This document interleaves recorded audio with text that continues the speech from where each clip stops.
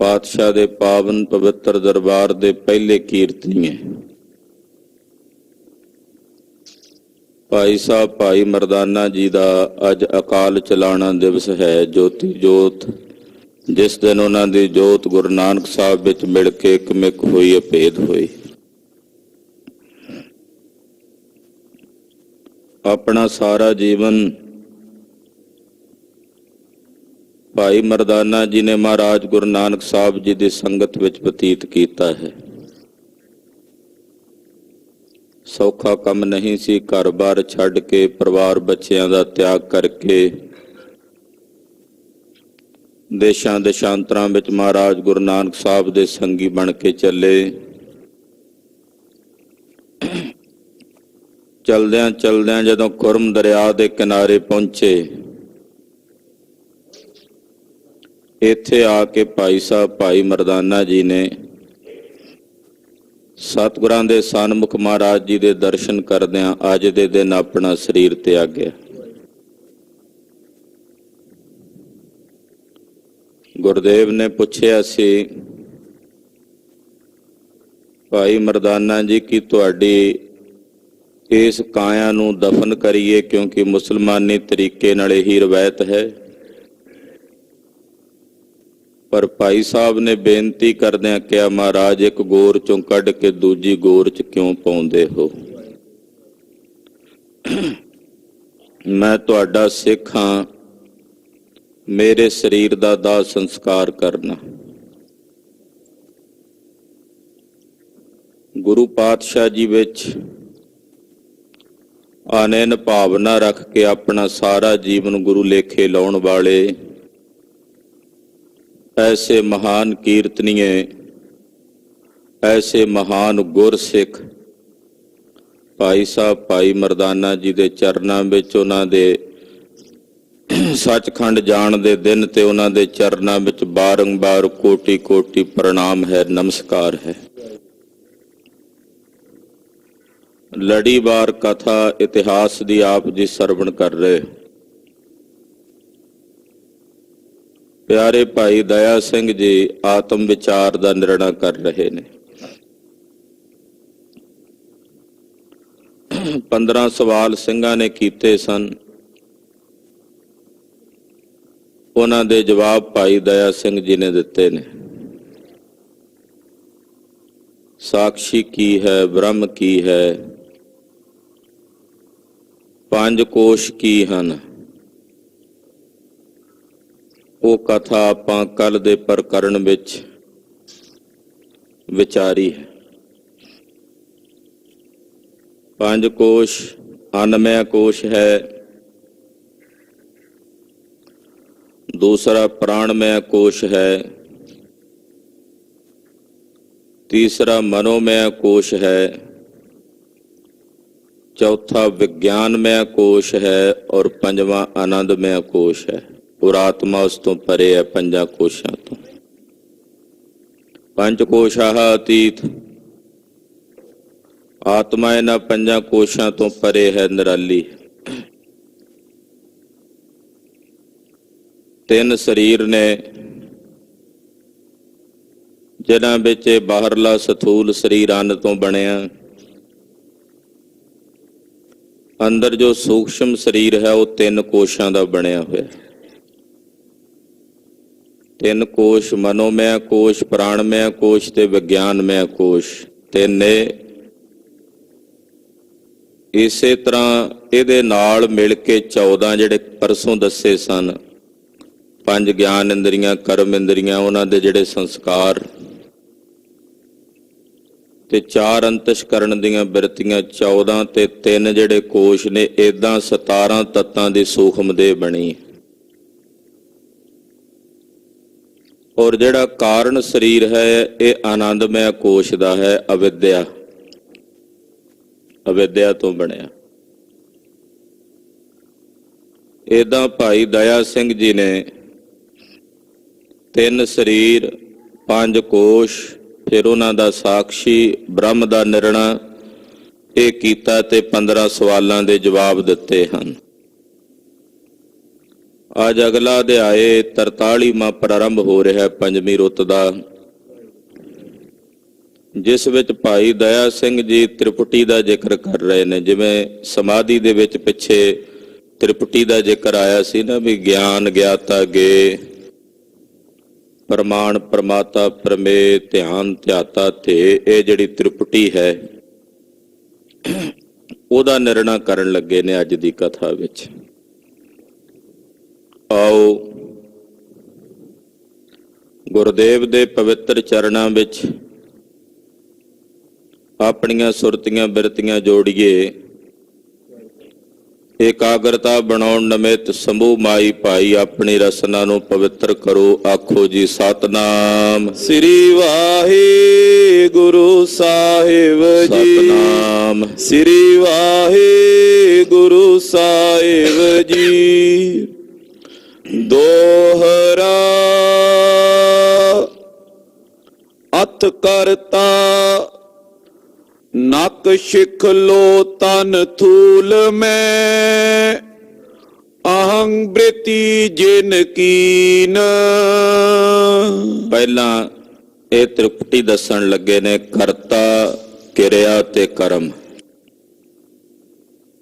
ਫਿਰ ਅੱਗੇ ਉਹਨਾਂ ਦੇ ਜਿਹੜੇ ਬਿਮਾਨੀ ਨੇ ਉਹਨੂੰ ਕਹਿੰਦੇ ਨੇ ਗਿਆਤਾ, ਗਿਆਨ ਤੇ ਗੇ। ਫਿਰ ਉਹਨਾਂ ਨੂੰ ਵੀ ਜਿਹੜਾ ਅੱਗੇ ਅਧਿਸ਼ਠਾਨ ਦੇਣ ਵਾਲੇ ਨੇ ਉਹ ਹਨ ਪਰਮਾਤਾ, ਪ੍ਰਮਾਣ, ਪਰਮੇ। ਤ੍ਰਿਪੁਟੀ ਵਿੱਚ ਪਹਿਲਾਂ ਕਰਤਾ ਦਾ ਨਿਰਣਾ ਹੋਣ ਲੱਗਾ ਹੈ।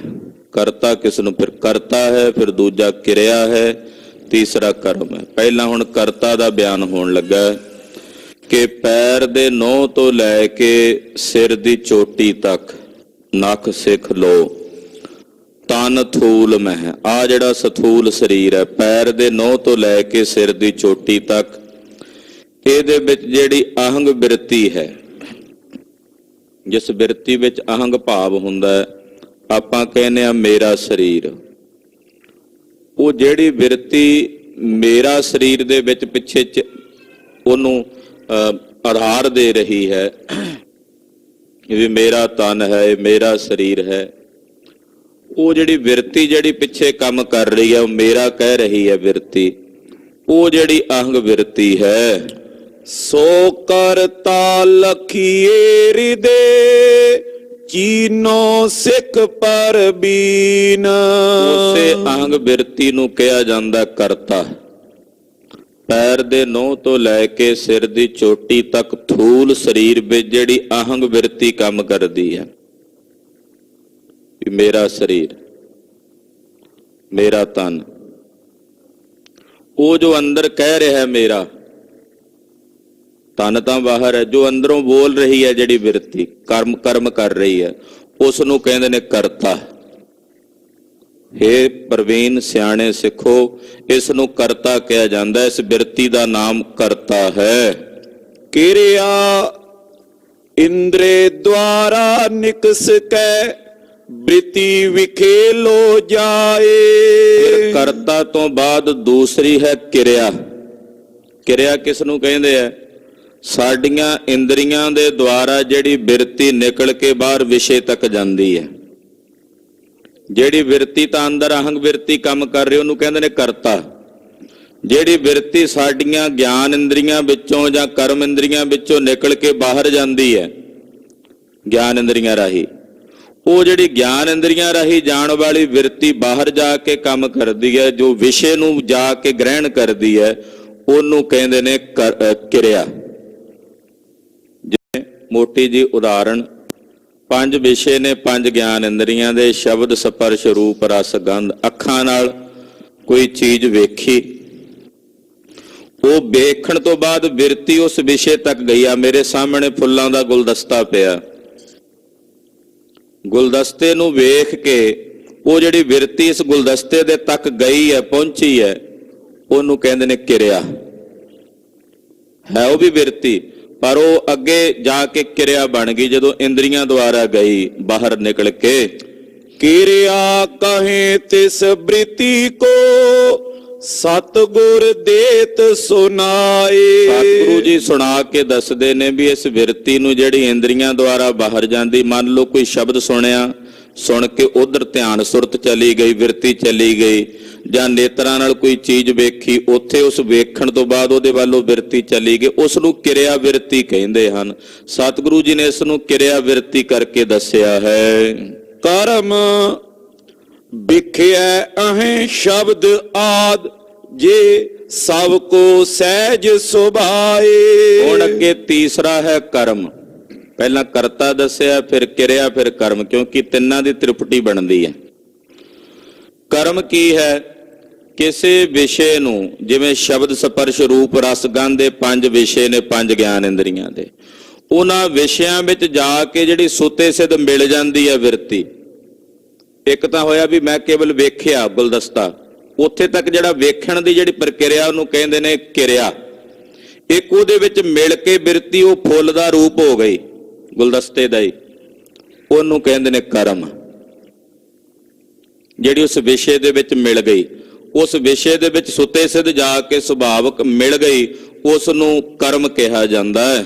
ਤਿੰਨ ਸੰਗ ਵਿਆਪੇ ਬ੍ਰਿਤੀ ਜਬ, ਕਹੀਏ ਕਰਮ ਬਣਾਏ। ਜਿਹੜੀ ਬਿਰਤੀ ਉਹਨਾਂ ਸ਼ਬਦ ਸਪਰਸ਼ ਰੂਪ ਰਸ ਗੰਧ ਵਿਸ਼ਿਆਂ ਦੇ ਵਿੱਚ ਜਾ ਕੇ ਸੁਤੇ ਸਿੱਧ ਮਿਲ ਜਾਂਦੀ ਹੈ, ਉਸ ਨੂੰ ਕਰਮ ਕਿਹਾ ਜਾਂਦਾ। ਵਿਦਵਾਨ ਜਨ, ਗਿਆਨੀ ਜਨ ਉਸ ਨੂੰ ਕਰਮ ਕਹਿੰਦੇ ਹਨ।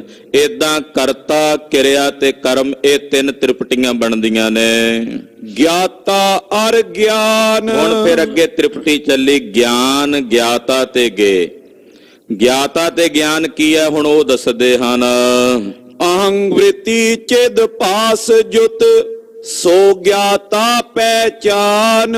ਗਿਆਤਾ ਕਿਸ ਨੂੰ ਕਹਿੰਦੇ ਨੇ? ਜਿਹੜੀ ਅਹੰਗ ਬਿਰਤੀ ਆਈ ਸੀ ਨਾ, ਉੱਤੇ ਦੱਸਿਆ ਸੀ ਕਰਤਾ, ਵੀ ਪੈਰ ਦੇ ਨੋਹ ਤੋਂ ਲੈ ਕੇ ਸਿਰ ਦੀ ਚੋਟੀ ਤੱਕ ਥੂਲ ਸਰੀਰ ਨਾਲ ਜਿਹੜੀ ਅਹੰਗ ਬਿਰਤੀ ਕੰਮ ਕਰਦੀ, ਉਸ ਨੂੰ ਕਰਤਾ ਕਹਿੰਦੇ ਨੇ। ਉਸ ਅਹੰਗ ਬਿਰਤੀ ਨੂੰ ਜਿਹੜਾ ਪ੍ਰਕਾਸ਼ਣ ਵਾਲਾ ਹੈ, ਉਸ ਅਹੰਗ ਬਿਰਤੀ ਨੂੰ ਜਿਹੜਾ ਜਾਣਨ ਵਾਲਾ ਹੈ, ਉਹਨੂੰ ਕਹਿੰਦੇ ਨੇ ਗਿਆਤਾ। ਜਿਵੇਂ ਕਹਿ ਦਿੰਦੇ ਨੇ ਮੈਂ ਇਹ ਚੀਜ਼ ਜਾਣ ਲਈ ਹੈ, ਉਹ ਜਿਸ ਨੇ ਜਾਣਿਆ ਉਸ ਨੂੰ ਕਹਿੰਦੇ ਨੇ ਗਿਆਤਾ। ਹਾਂਜੀ। ਕਿਰਿਆ ਬ੍ਰਿਤੀ ਮੈਂ ਪਾਸ ਚਿਦ, ਤਾਂ ਕੋ ਗਿਆਨ ਬਖਾਨ। ਦੂਜੀ ਜਿਹੜੀ ਬਿਰਤੀ ਨਿਕਲ ਕੇ ਬਾਹਰ ਜਾਂਦੀ ਹੈ ਵਿਸ਼ਿਆਂ ਦੇ ਵਿੱਚ ਗਿਆਨ ਇੰਦਰੀਆਂ ਦੁਆਰਾ, ਉਹਨੂੰ ਕਿਰਿਆ ਬਿਰਤੀ ਕਹਿੰਦੇ ਨੇ। ਉਸ ਕਿਰਿਆ ਬਿਰਤੀ ਵਿੱਚ ਜਿਹੜਾ ਚਿਦਾਭਾਸ ਮਿਲਦਾ ਹੈ, ਕਿਉਂਕਿ ਕਿਰਿਆ ਬਿਰਤੀ ਤਾਂ ਜੜ ਹੈ, ਬਿਰਤੀ ਤਾਂ ਆਪਣੇ ਆਪ ਨਹੀਂ ਨਾ ਕੰਮ ਕਰਦੀ, ਉਹਨੂੰ ਵੀ ਤਾਂ ਕਿਸੇ ਨੇ ਅੱਗੇ ਧੱਕਣਾ ਹੀ ਹੈ ਨਾ, ਉਹਨੂੰ ਤਾਂ ਕਿਸੇ ਨੇ ਪ੍ਰੇਰਨਾ। ਉਹ ਜਿਹੜੀ ਕਿਰਿਆ ਬਿਰਤੀ ਨੂੰ ਚਿਦਾਭਾਸ ਜਿਹੜਾ ਹੈ, ਜਿਸ ਨੂੰ ਚੇਤਨ ਸੱਤਾ ਕਹਿੰਦੇ ਨੇ, ਉਸ ਚੇਤਨ ਦਾ ਆਭਾਸ ਜਦੋਂ ਉਸ ਬਿਰਤੀ ਵਿੱਚ ਪੈਂਦਾ ਹੈ ਤੇ ਉਹ ਬਿਰਤੀ ਅੱਗੇ ਕਿਰਿਆਮਾਨ ਹੋ ਕੇ ਬਾਹਰ ਨੂੰ ਜਾਂਦੀ ਹੈ।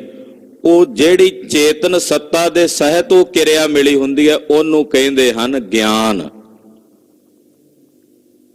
ਕਰਤੇ ਦੇ ਨਾਲ ਜਦੋਂ ਚਿਦਾਭਾਸ ਮਿਲਿਆ ਤੇ ਉਹਨੂੰ ਕਹਿੰਦੇ ਨੇ ਗਿਆਤਾ। ਕਿਰਿਆ ਦੀ ਬਿਰਤੀ ਨਾਲ ਜਦੋਂ ਚਿਦਾਭਾਸ ਮਿਲਦਾ ਤੇ ਉਸ ਨੂੰ ਕਹਿੰਦੇ ਹਨ ਗਿਆਨ।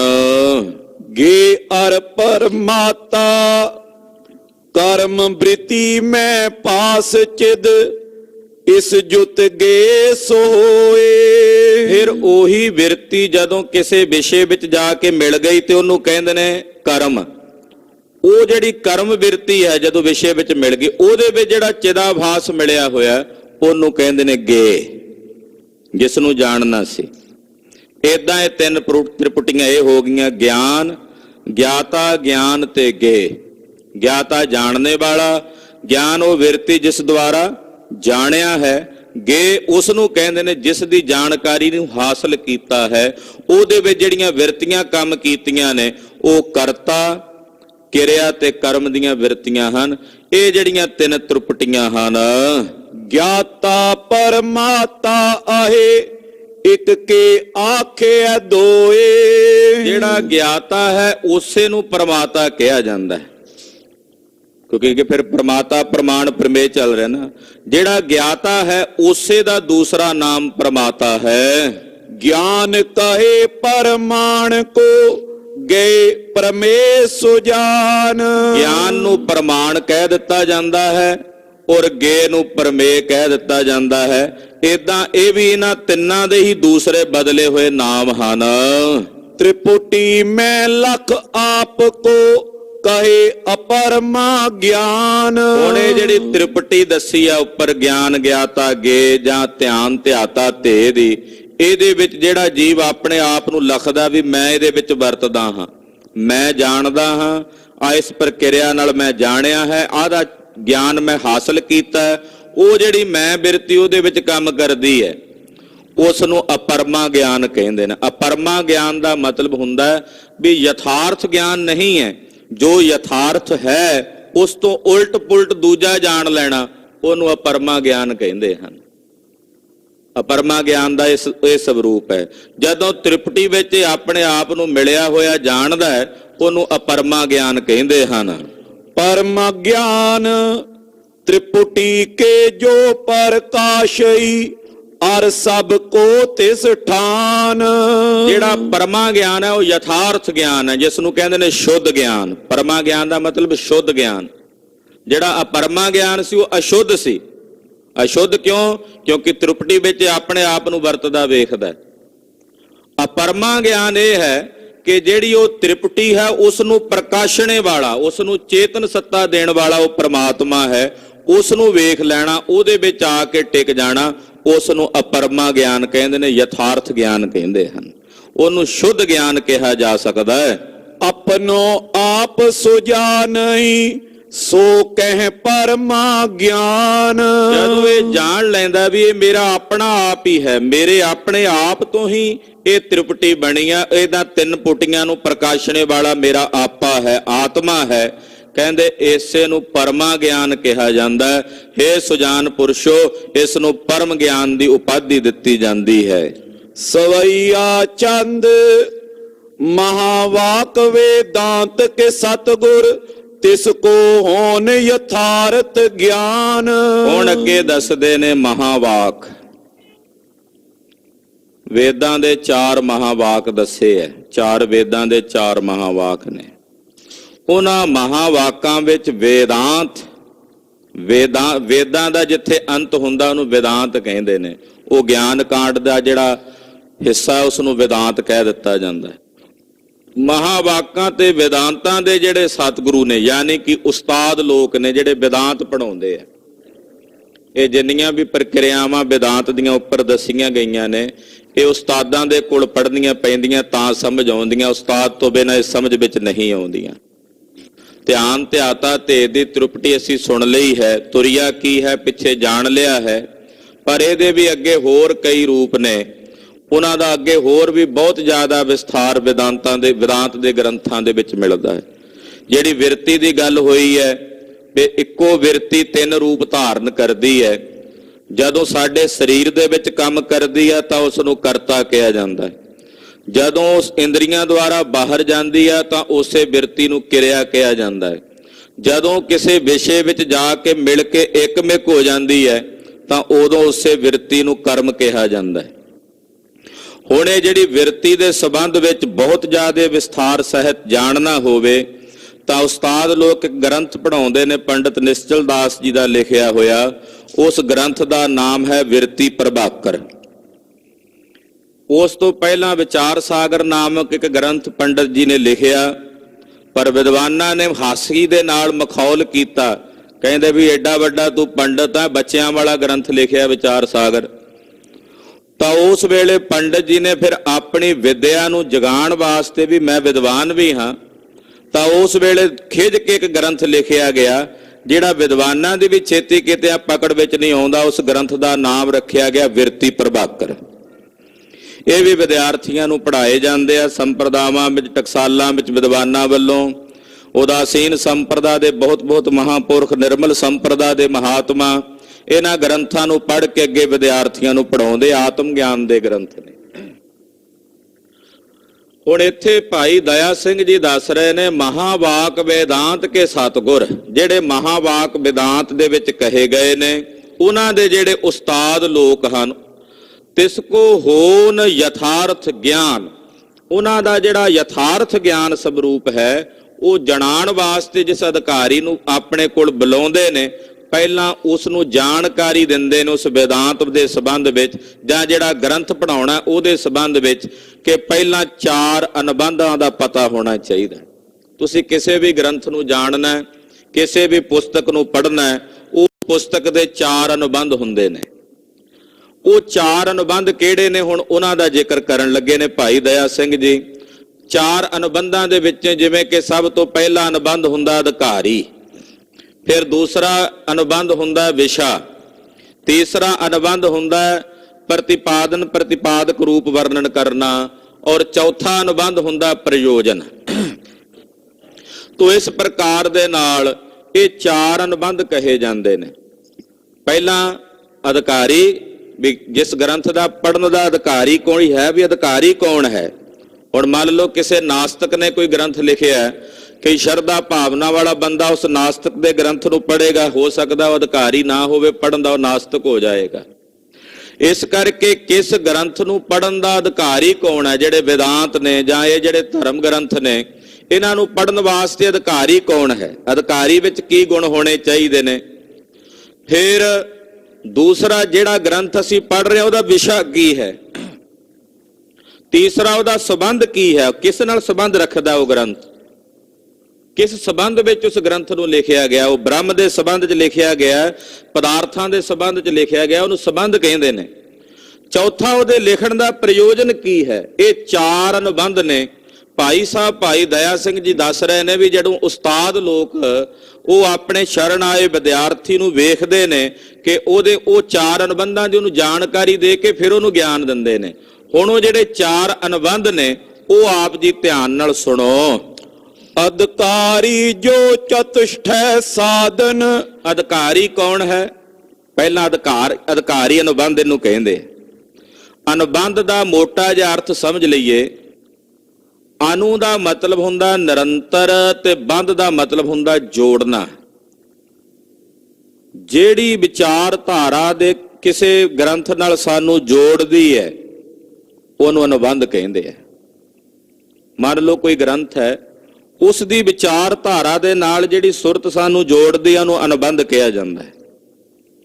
ਹੁਣ ਜਿਹੜਾ ਇਹ ਵਿਦਾਂਤ ਆਦਿਕ ਜਾਂ ਇਹ ਗਿਆਨ ਦੇ ਗ੍ਰੰਥ ਨੇ, ਇਹਦੇ ਵਿੱਚ ਸਭ ਤੋਂ ਪਹਿਲਾਂ ਅਧਿਕਾਰੀ ਅਨੁਬੰਧ ਕੀ ਹੈ।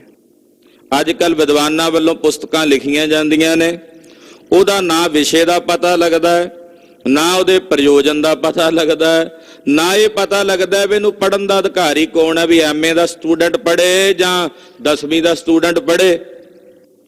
ਅਧਿਕਾਰੀ ਇੱਕ ਤਾਂ ਹੁੰਦੀ ਵੀ ਐਮਏ ਲੈਵਲ ਦੀ ਪੜ੍ਹਾਈ ਦਾ ਗ੍ਰੰਥ ਹੈ, ਇੱਕ ਵਿਚਾਰਾ ਹਾਲੇ 10ਵੀਂ 'ਚ ਪੜ੍ਹ ਰਿਹਾ, ਉਹਨੂੰ ਉਹ ਪੜ੍ਹਾਉਣ ਦਾ ਯੋਗ ਹੈ ਕਿ ਨਹੀਂ, ਉਹ ਪੜ੍ਹ ਕੇ ਕਿਤੇ ਉਹਨੂੰ ਰਿਐਕਸ਼ਨ ਤਾਂ ਨਹੀਂ ਕਰੇਗਾ ਉਸ ਗ੍ਰੰਥ ਦੇ ਨਾਲ, ਉਹਦਾ ਵਿਚਾਰਧਾਰਾ ਮਾਈਂਡ ਜਿਹੜਾ ਉਹ ਕਿਤੇ ਖਰਾਬ ਤਾਂ ਨਹੀਂ ਹੋਣ ਲੱਗਾ। ਯਾਨੀ ਕਿ ਅਧਿਕਾਰੀ ਦਾ ਵੀ ਨਹੀਂ ਪਤਾ ਹੁੰਦਾ ਤੇ ਪ੍ਰਯੋਜਨ ਕੀ ਹੈ ਇਹਦੇ ਬਾਰੇ ਵੀ ਗਿਆਨ ਨਹੀਂ ਹੁੰਦਾ।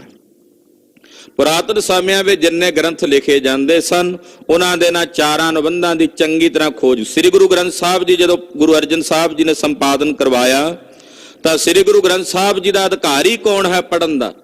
ਅਧਿਕਾਰੀ ਕੌਣ ਹੈ?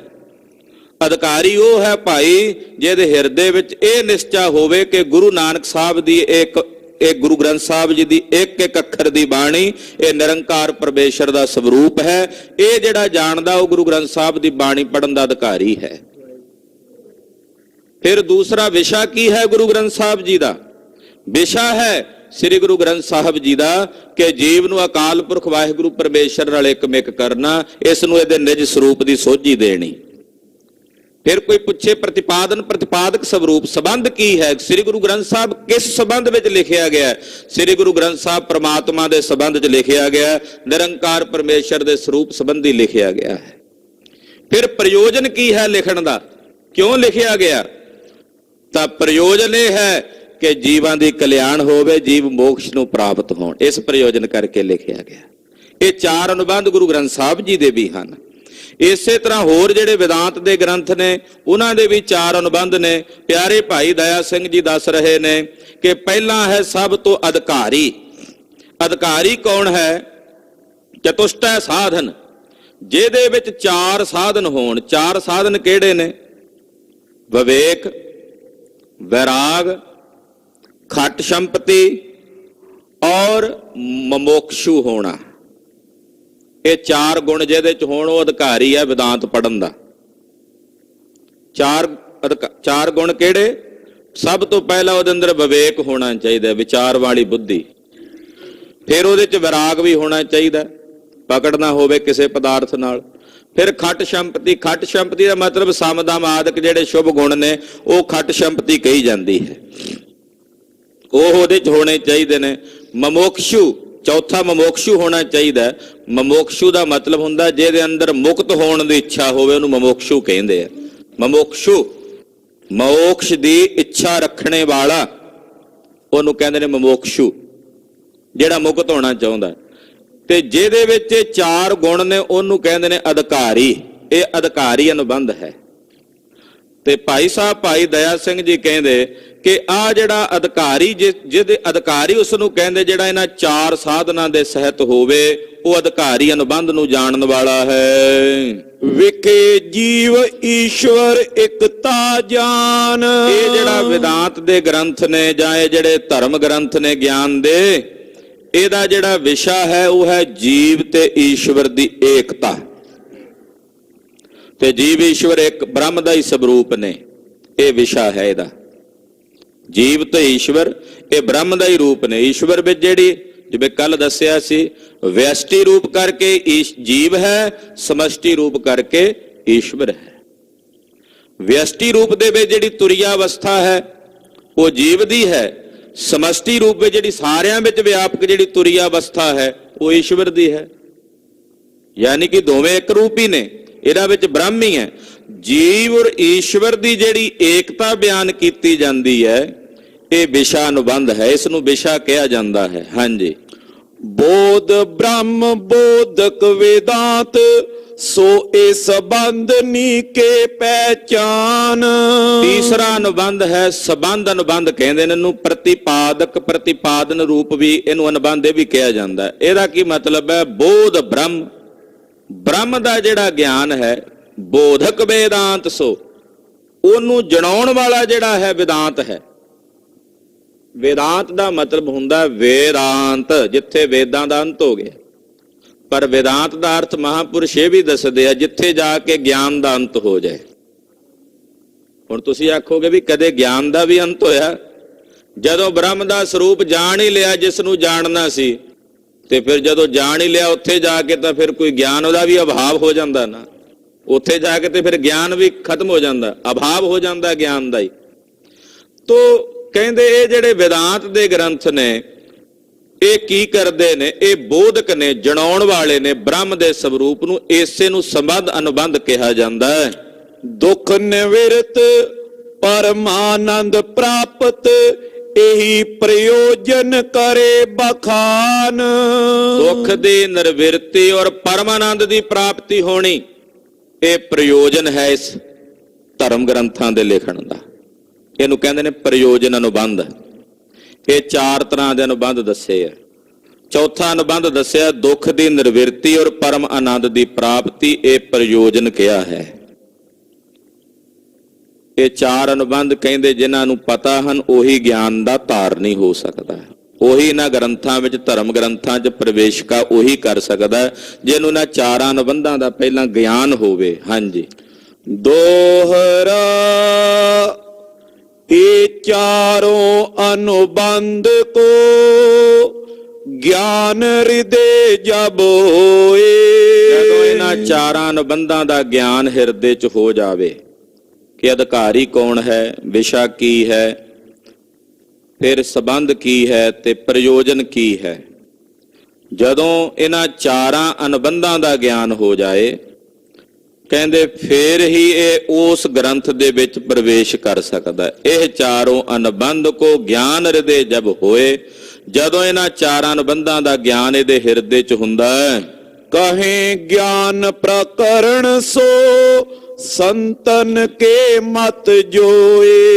ਫਿਰ ਗਿਆਨ ਦੇ ਪ੍ਰਕਰਣ ਉਹਨੂੰ ਕਹੇ ਜਾਂਦੇ ਨੇ, ਸੁਣਾਏ ਜਾਂਦੇ ਨੇ। ਸੰਤ ਜਨਾਂ ਦੇ ਜਿਹੜੇ ਮਤ ਨੇ ਉਹ ਸੁਣਾਏ ਜਾਂਦੇ ਨੇ ਜਦੋਂ ਇਸ ਜੀਵ ਨੂੰ ਪਹਿਲਾਂ 4 ਅਨੁਬੰਧਾਂ ਦਾ ਗਿਆਨ ਹੋ ਜਾਏ। ਸ੍ਰੀ ਗੁਰੂ ਗ੍ਰੰਥ ਸਾਹਿਬ ਜੀ ਦੇ ਸੰਬੰਧ ਵਿੱਚ ਮਹਾਂਪੁਰਸ਼ ਜਦੋਂ ਪ੍ਰਯੋਜਨ ਬਾਰੇ ਗੱਲ ਕਰਦੇ ਹੈ, ਪ੍ਰਯੋਜਨ ਕੀ ਹੈ ਗੁਰੂ ਗ੍ਰੰਥ ਸਾਹਿਬ ਜੀ ਦੇ ਲਿਖਣੇ ਦਾ, ਤਾਂ ਪ੍ਰਯੋਜਨ ਹੈ ਜੀਵ ਦੀ ਕਲਿਆਣ। ਪਰ ਜਦੋਂ ਸਮਾਜਿਕ ਤੌਰ ਤੇ ਪ੍ਰਯੋਜਨ ਵੇਖਦੇ ਹਾਂ, ਪ੍ਰਯੋਜਨ ਹੈ ਕਿ ਜਿਹੜੇ ਨੀਵੇਂ ਵਰਨਾਂ ਦੇ ਲੋਕ ਉੱਚ ਗਿਆਨ ਨੂੰ ਹਾਸਲ ਨਹੀਂ ਸਨ ਕਰ ਸਕਦੇ, ਉਹਨਾਂ ਨੂੰ ਗ੍ਰੰਥ, ਧਰਮ ਗ੍ਰੰਥ ਪੜ੍ਹਨ ਦੀ ਇਜਾਜ਼ਤ ਨਹੀਂ ਸੀ। ਗੁਰਦੇਵ ਨੇ ਤਰਸ ਕੀਤਾ ਵੀ ਉਹ ਵੀ ਪੜ੍ਹ ਸਕਦੇ ਨੇ, ਇਸ ਕਰਕੇ ਇਹ ਵੀ ਪ੍ਰਯੋਜਨ ਹੈ ਕਿ ਖੱਤਰੀ, ਬ੍ਰਾਹਮਣ, ਸ਼ੂਦਰ, ਵੈਸ਼ ਚੌ ਵਰਨਾਂ ਚ ਕੋਈ ਵੀ ਪੜ੍ਹ ਲਵੇ।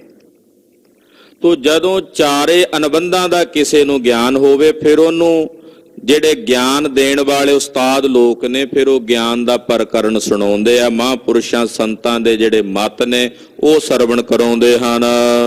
ਬ੍ਰਹਮ ਅਖੰਡ ਚੈਤਨ ਕੋ ਗਿਆਨ ਯਥਾਰਥ ਜਾਨ।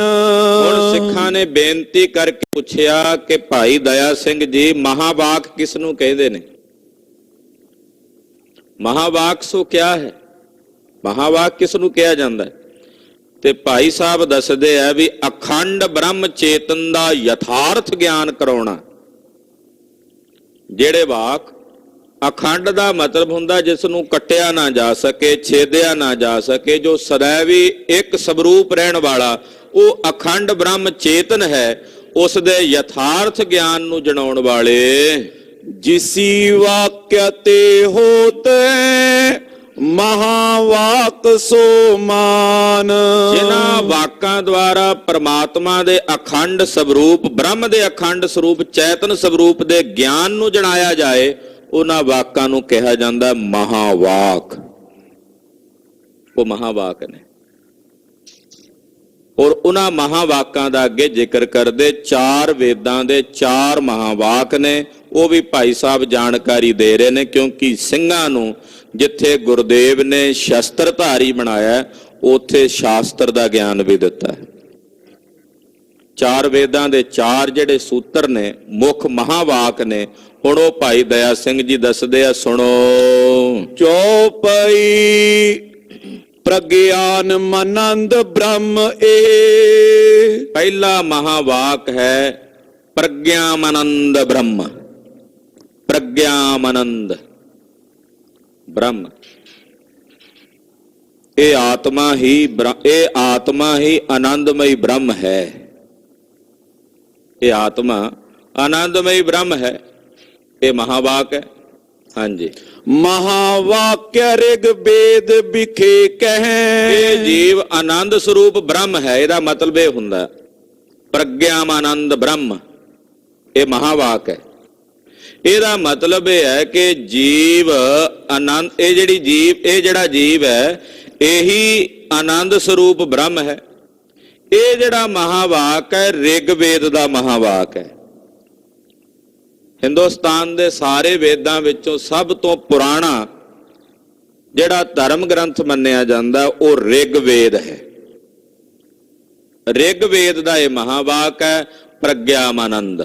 ਹਾਂਜੀ। ਅਹੰ ਬ੍ਰਹਮਸਮੀ ਯੁਜਰ ਬਖਾਨੇ। ਦੂਸਰੇ ਵੇਦ ਯੁਜਰ ਵੇਦ ਦਾ ਜਿਹੜਾ ਮਹਾਵਾਕ ਹੈ, ਉਹ ਹੈ ਅਹੰ ਬ੍ਰਹਮਸਮੀ। ਅਹੰ ਮੈਂ ਹੀ ਬ੍ਰਹਮ ਹਾਂ। ਅਸਮੀ ਦਾ ਮਤਲਬ ਹਾਂ, ਮੈਂ ਹੀ ਬ੍ਰਹਮ ਹਾਂ, ਮੈਂ ਬ੍ਰਹਮ ਹਾਂ। ਅਹੰ ਬ੍ਰਹਮਸਮੀ ਦਾ ਇਹ ਅਰਥ ਹੈ ਮੈਂ ਬ੍ਰਹਮ ਹਾਂ।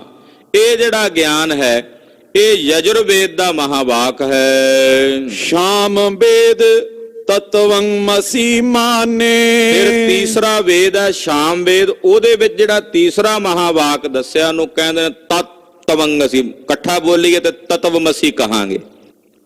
ਤਤਵੰ, ਇਸੇ ਤਤ ਨਾਮ ਈਸ਼ਵਰ ਦਾ ਹੈ, ਤਵੰ ਨਾਮ ਜੀਵ ਦਾ ਹੈ, ਅਸੀਂ ਨਾਮ ਬ੍ਰਹਮ ਦਾ ਹੈ। ਈਸ਼ਵਰ ਔਰ ਜੀਵ ਬ੍ਰਹਮ ਹੀ ਹਨ।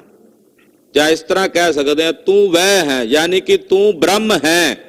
ਇਹ ਤਤਵੰ ਅਸੀ ਦਾ ਅਰਥ ਹੈ, ਤੂੰ ਬ੍ਰਹਮ ਹੈ। ਇਹ ਸ਼ਾਮ ਵੇਦ ਦਾ ਮਹਾਵਾਕ ਹੈ। ਅਯੰ ਆਤਮਾ ਬ੍ਰਹਮ ਅਥਰਬਣ। ਫਿਰ ਚੌਥਾ ਵੇਦ ਹੈ ਅਥਰਬਣ ਵੇਦ। ਅਥਰਬਣ ਵੇਦ ਦਾ ਜਿਹੜਾ ਮਹਾਵਾਕ ਹੈ, ਚੌਥਾ ਮਹਾਵਾਕ ਹੈ, ਉਹਨੂੰ ਕਹਿੰਦੇ ਨੇ ਅਯੰ ਆਤਮਾ ਬ੍ਰਹਮ। ਮੇਰੀ ਆਤਮਾ ਹੀ ਬ੍ਰਹਮ ਹੈ। ਅਯੰ ਆਤਮਾ ਹੀ ਬ੍ਰਹਮ ਸਵਰੂਪ ਹੈ, ਯਾਨੀ ਕਿ ਆਤਮਾ ਬ੍ਰਹਮ ਹੈ। ਇਹ ਅਥਰਬਣ ਵੇਦ ਕਹਿੰਦਾ ਹੈ। ਇਹ ਉਹਦਾ ਮਹਾਵਾਕ ਹੈ। ਚਾਰ ਮਹਾਵਾਕ 4 ਵੇਦਾਂ ਦੇ ਹਨ।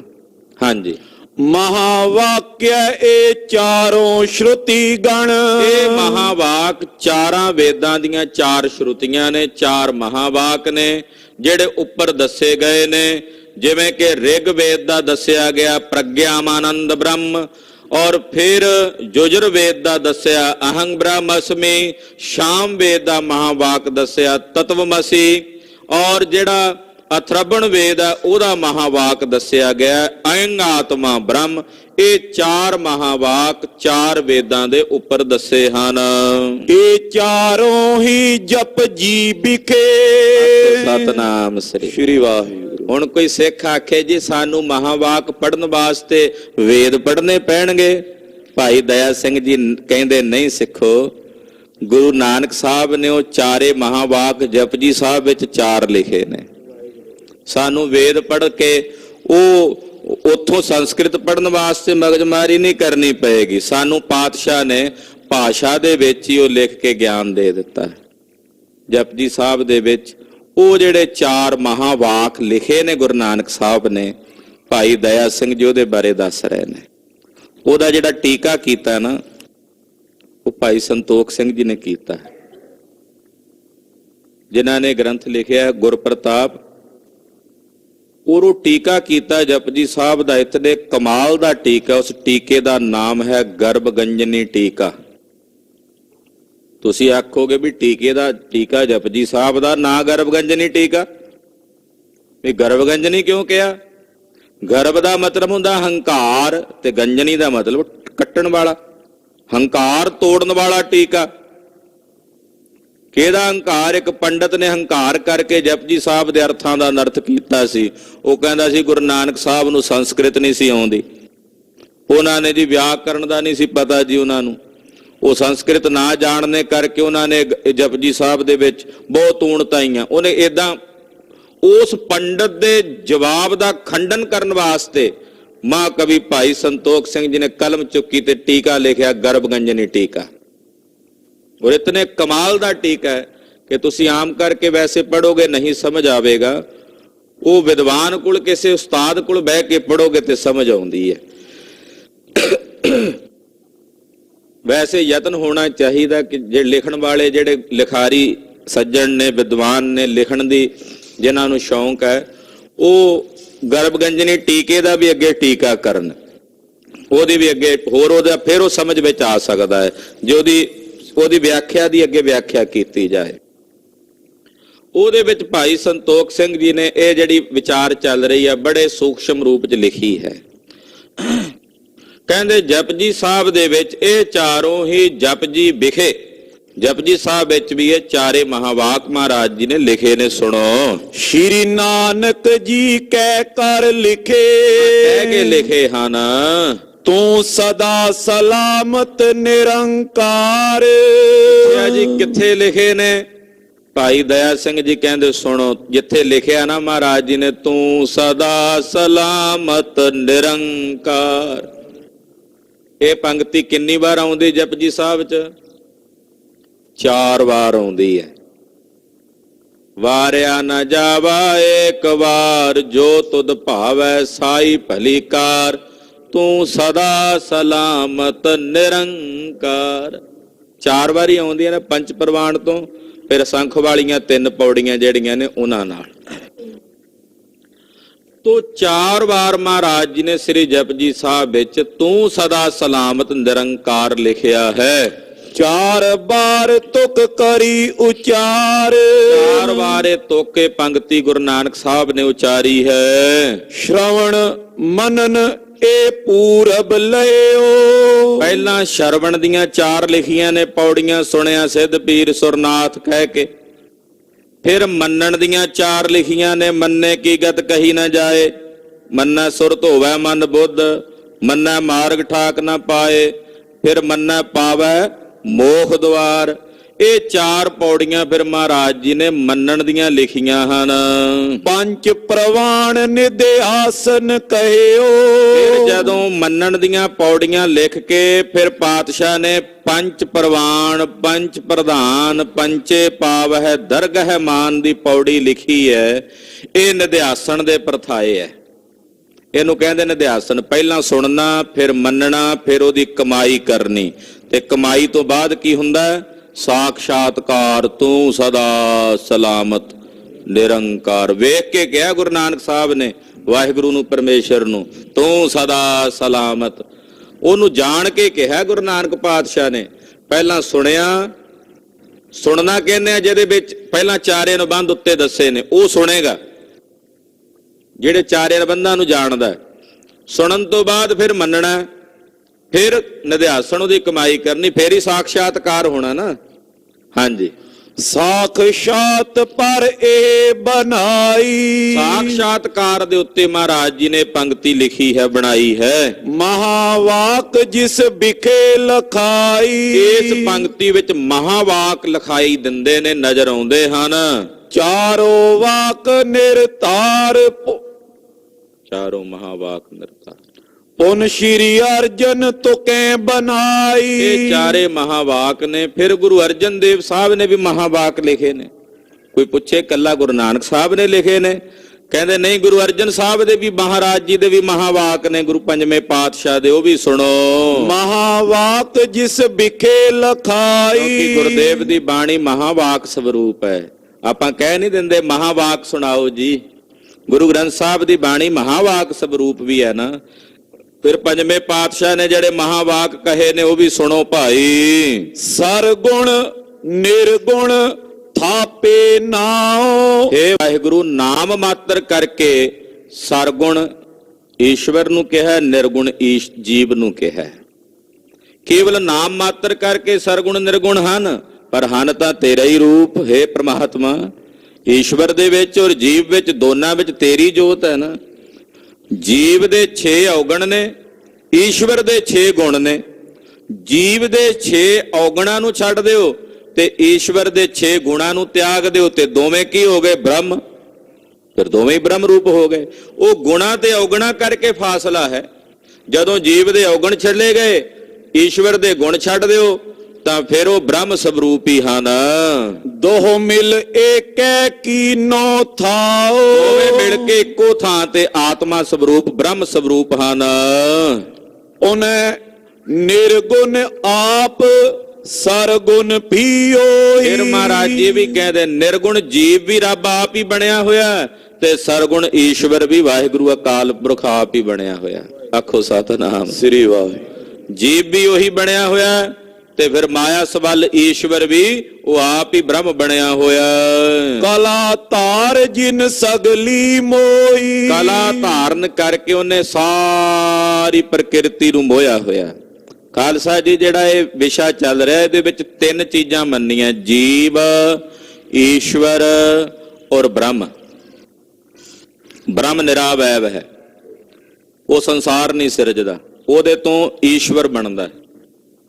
ਈਸ਼ਵਰ ਮਾਇਆ ਸਬਲ ਹੈ, ਸ਼ੁੱਧ ਸਤਵ ਗੁਣ ਦੀ, ਸ਼ੁੱਧ ਸਤੋਗੁਣੀ ਗੁਣ ਤੋਂ ਜਿਹੜੀ ਮਾਇਆ ਬਣਦੀ, ਉਹ ਮਾਇਆ ਸਬਲ ਹੋ ਕੇ ਸ੍ਰਿਸ਼ਟੀ ਦੀ ਸਿਰਜਣਾ ਕਰਦਾ।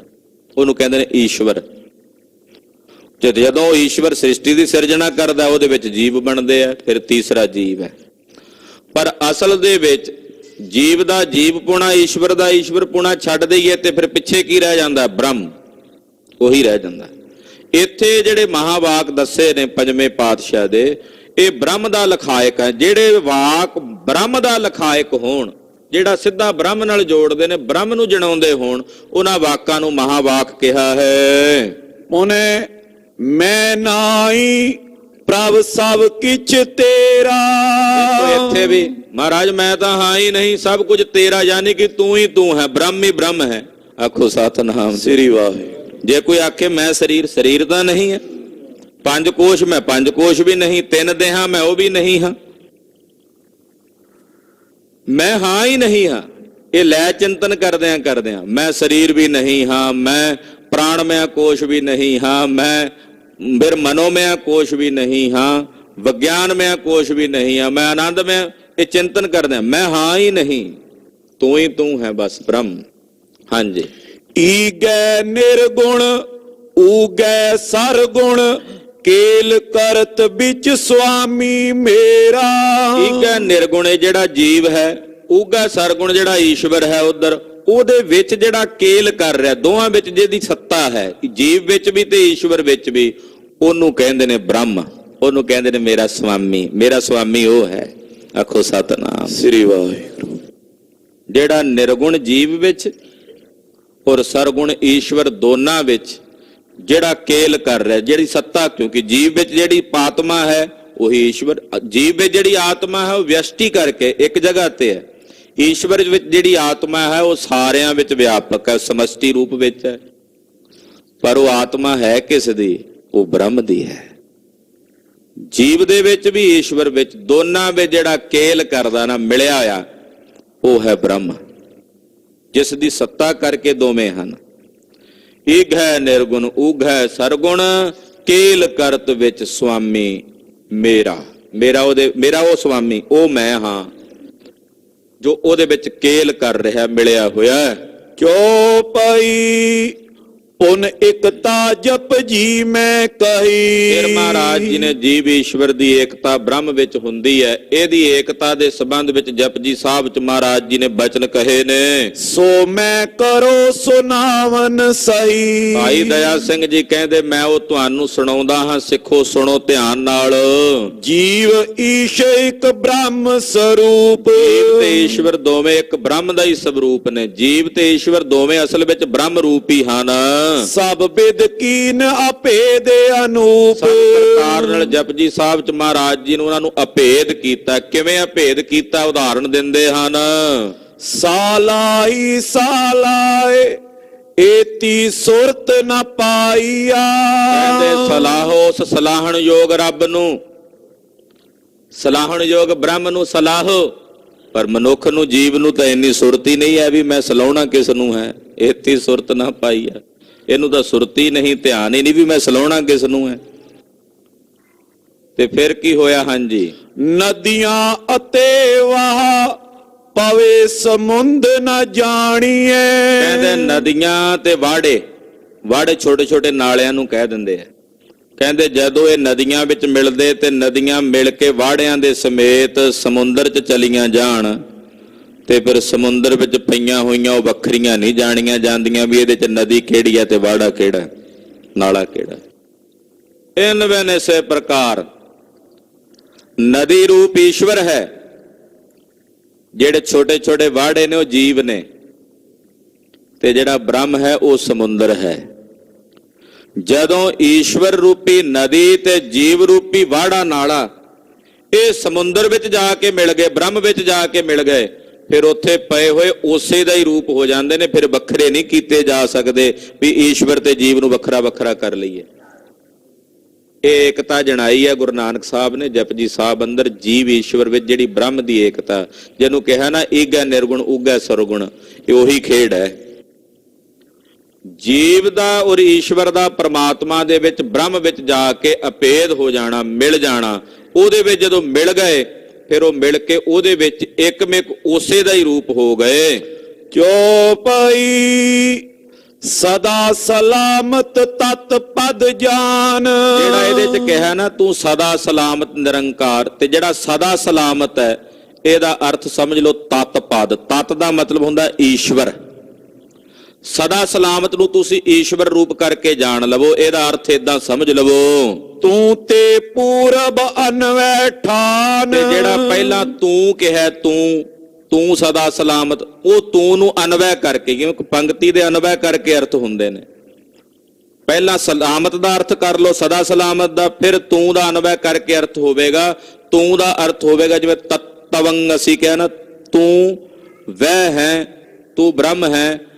ਕਹਿੰਦੇ ਤਤ ਪਦ ਤਾਂ ਸਮਝ ਲਓ ਸਦਾ ਸਲਾਮਤ ਨੂੰ, ਤੂੰ ਪਦ ਜਿਹੜਾ ਹੈ ਉਹ ਤੂੰ ਨੂੰ ਸਮਝ ਲਵੋ। ਤਤ ਤੂੰ ਦੋਨੋਂ ਹੈ ਨਿਰੰਕਾਰ। ਫਿਰ ਬਾਅਦ ਵਿੱਚ ਕਿਹਾ ਨਿਰੰਕਾਰ। ਤਤ ਤੂੰ ਨਿਰੰਕਾਰ, ਯਾਨੀ ਕਿ ਤੂੰ ਹੀ ਨਿਰੰਕਾਰ ਦਾ ਸਵਰੂਪ ਹੈ, ਇਹ ਸਮਝ ਲਓ ਇਹਦੇ ਅਰਥ।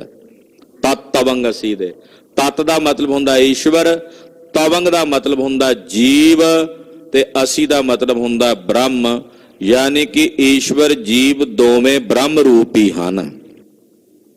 ਤੂੰ ਵਹਿ ਹੈ। ਹਾਂਜੀ। ਸਤ ਚੇਤਨ ਆਨੰਦ ਇੱਕ ਸਾਰ, ਸਤ ਚੇਤਨ ਆਨੰਦ ਇੱਕ ਸਾਰ ਸਵਰੂਪ ਹੈ ਬ੍ਰਹਮ ਦਾ। ਨਿਰਗੁਣ ਜੀਵ ਅਰ ਈਸ਼ਵਰ ਸਗੁਣਾ। ਜਿਹੜਾ ਜੀਵ ਹੈ ਉਹ ਨਿਰਗੁਣ ਸਰੂਪ ਕਰਕੇ ਜਾਣ ਲਓ, ਤੇ ਜਿਹੜਾ ਈਸ਼ਵਰ ਜੀਵ ਹੈ ਉਹ ਨਿਰਗੁਣ ਸਰੂਪ ਕਰਕੇ ਜਾਣ ਲਓ, ਈਸ਼ਵਰ ਨੂੰ ਸਰਗੁਣ ਸਰੂਪ ਕਰਕੇ ਜਾਣੋ। ਚੇਤਨ ਕਲਾ ਦੋਹਨ ਸਮਪਨਾ। ਉਹ ਨਿਰਗੁਣ ਤੇ ਸਰਗੁਣ ਵਿੱਚ ਜਿਹੜੀ ਚੇਤਨ ਕਲਾ ਕਰ ਰਹੀ ਹੈ ਕੰਮ, ਉਹ ਬ੍ਰਹਮ ਦੀ ਕਹਿ ਸਕਦੇ ਆ, ਉਹ ਬ੍ਰਹਮ ਕੰਮ ਕਰ ਰਿਹਾ ਹੈ। ਨਦੀ ਈਸ਼ਵਾ ਲਖ ਜੀਵ। ਕਹਿੰਦੇ ਨਦੀ ਈਸ਼ਵਰ ਜਾਣ ਲਓ, ਤੇ ਜਿਹੜਾ ਜੀਵ ਹੈ ਉਹਨੂੰ ਵਾੜਾ ਸਮਝ ਲਓ, ਕੋਈ ਨਾਲਾ ਸਮਝ ਲਓ ਛੋਟਾ। ਪਰੇ ਸਮੁੰਦਰ ਰੂਪ ਜਲ ਥੀਵ। ਬ੍ਰਹਮ ਰੂਪੀ ਸਮੁੰਦਰ ਵਿੱਚ ਮਿਲ ਕੇ ਫਿਰ ਉਹ ਸਮੁੰਦਰ ਰੂਪੀ ਹੋ ਜਾਂਦੇ ਨੇ, ਯਾਨੀ ਕਿ ਬ੍ਰਹਮ ਰੂਪੀ ਹੋ ਜਾਂਦੇ ਨੇ ਦੋਵੇਂ। ਇਤਿਆਦਿਕ ਲਿਓ ਅਰਥ ਵਿਚਾਰ। ਇਤਿਆਦਿਕ ਇਹਨਾਂ ਸਾਰੇ ਅਰਥਾਂ ਨੂੰ ਚੰਗੀ ਤਰ੍ਹਾਂ ਵਿਚਾਰ ਲਓ, ਸਿੱਖੋ। ਵਦੇ ਗ੍ਰੰਥ ਜੇ ਕਰੋ ਵਿਸਥਾਰ। ਭਾਈ ਸੰਤੋਖ ਸਿੰਘ ਜੀ ਕਹਿੰਦੇ ਜੇ ਮੈਂ ਇਹਨਾਂ ਸਾਰੀਆਂ ਗੱਲਾਂ ਦਾ ਅੱਗੇ ਖੋਲ ਕੇ ਵਿਸਥਾਰ ਕਰਨ ਲੱਗਾ ਤੇ ਐਡਾ ਹੀ ਗ੍ਰੰਥ ਇੱਕ ਹੋਰ ਬਣ ਜਾਏਗਾ ਵੱਖਰਾ। ਇਸ ਕਰਕੇ ਮੈਂ ਕਹਿੰਦੇ ਸੰਖੇਪ ਦੇ ਵਿੱਚ ਜਿੰਨੀ ਵੀ ਕਥਾ ਚੱਲੀ ਆ ਹੁਣ ਤਾਈਂ, ਇਹ ਬੜੇ ਛੋਟ ਦੇ ਵਿੱਚ, ਜਿਵੇਂ ਕਹਿੰਦੇ ਨਾ ਸਾਰ ਰੂਪ ਦੇ ਵਿੱਚ ਭਾਈ ਸਾਹਿਬ ਨੇ ਵਰਣਨ ਕੀਤੀ ਹੈ। ਨਹੀਂ ਤਾਂ ਇੱਕ ਇੱਕ ਚੀਜ਼ ਨੂੰ ਖੋਲ ਕੇ ਵਿਸਥਾਰ ਦੇ ਵਿੱਚ ਲਿਆਓ, ਤੇ ਭਾਈ ਸਾਹਿਬ ਕਹਿੰਦੇ ਜੇ ਮੈਂ ਇਹਨੂੰ ਵਿਆਖਿਆ ਕਰਕੇ ਹੋਰ ਵਿਖਿਆਨ 'ਚ ਲੈ ਕੇ ਜਾਵਾਂਗਾ ਤੇ ਐਡਾ ਇੱਕ ਗ੍ਰੰਥ ਹੋਰ ਬਣ ਜਾਏਗਾ। ਪਰ ਮੈਂ ਤਾਂ ਗੁਰੂ ਸਾਹਿਬ ਦੀ ਕਥਾ ਲਿਖਣੀ ਹੈ, ਉਹ ਕੰਮ ਨਾ ਕਿਤੇ ਵਿੱਚ ਰਹਿ ਜਾਏ। ਇਸ ਕਰਕੇ ਕਹਿੰਦੇ ਭਾਈ ਮੈਂ ਸੰਖੇਪ ਦੇ ਵਿੱਚ ਲਿਖਦਾ ਹਾਂ। ਸੂਚਮ ਵਿਧੀ ਮੈਂ ਸਕਲ ਜਨਾਈ। ਇਹ ਸੂਖਸ਼ਮ ਤਰੀਕੇ ਨਾਲ ਸਾਰੀ ਵਿਧੀ ਭਾਈ ਸਾਹਿਬ ਕਹਿੰਦੇ ਮੈਂ ਜਣਾਈ ਆ, ਦੱਸੀ ਹੈ। ਮਹਾਵਾਕ ਇਮ ਦੇ ਦਿਖਾਈ। ਇਹ ਤਾਂ ਇਹ ਮਹਾਵਾਕ ਗੁਰਬਾਣੀ ਵਿੱਚੋਂ ਤੁਹਾਨੂੰ ਵਿਖਾਏ ਆ ਵੀ ਗੁਰਬਾਣੀ ਵਿੱਚ ਵੀ ਮਹਾਵਾਕ ਹਨ। ਸ਼੍ਰੀ ਗ੍ਰੰਥ ਸਾਹਿਬ ਮੈਂ ਔਰ। ਸ੍ਰੀ ਗੁਰੂ ਗ੍ਰੰਥ ਸਾਹਿਬ 'ਚ ਇਹਨਾਂ ਮਹਾਵਾਕਾਂ ਤੋਂ ਇਲਾਵਾ ਹੋਰ ਵੀ ਬਹੁਤ ਸਾਰੇ ਮਹਾਵਾਕ ਨੇ। ਏਕ ਅਭੇਦ ਕਯੋ ਬਹੁ ਠੋਰ। ਜਿੱਥੇ ਅਭੇਦਤਾ ਦਾ ਗਿਆਨ ਦਿੱਤਾ ਹੋਇਆ ਹੈ। ਸੁਮਤਵੰਤ ਜੇ ਅਰਥ ਵਿਚਾਰੇ। ਜਿਹੜੇ ਸਮਤ ਵਾਲੇ ਸਿਆਣੇ ਨੇ ਉਹ ਅਰਥਾਂ ਨੂੰ ਵਿਚਾਰਦੇ ਹਨ।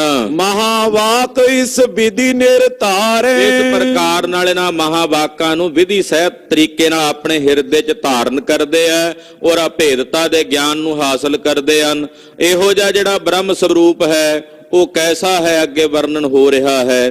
ਪਹਿਲਾਂ ਮਹਾਵਾਕ ਦੱਸੇ ਨੇ, ਫਿਰ ਅੱਗੇ ਸਾ ਵਿਕਲਪ ਵਾਕ ਦੱਸਣਗੇ, ਫਿਰ ਨਿਰਵਿਕਲਪ ਵਾਕਾਂ ਦਾ ਵਰਣਨ ਆਵੇਗਾ।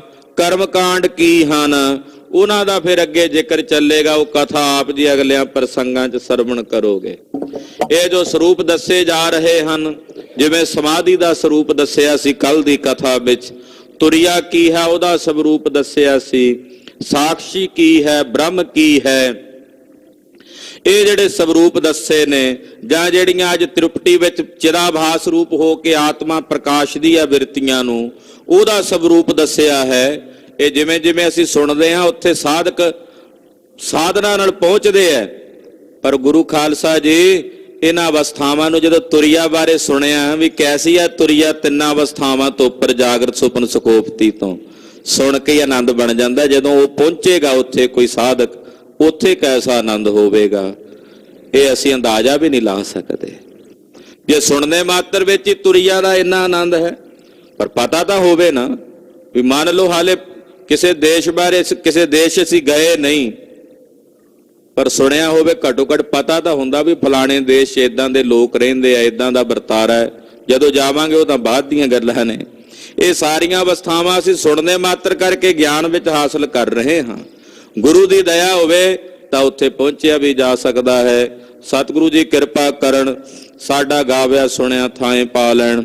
ਵਾਹਿਗੁਰੂ ਵਾਹਿਗੁਰੂ ਵਾਹਿਗੁਰੂ ਵਾਹਿਗੁਰੂ।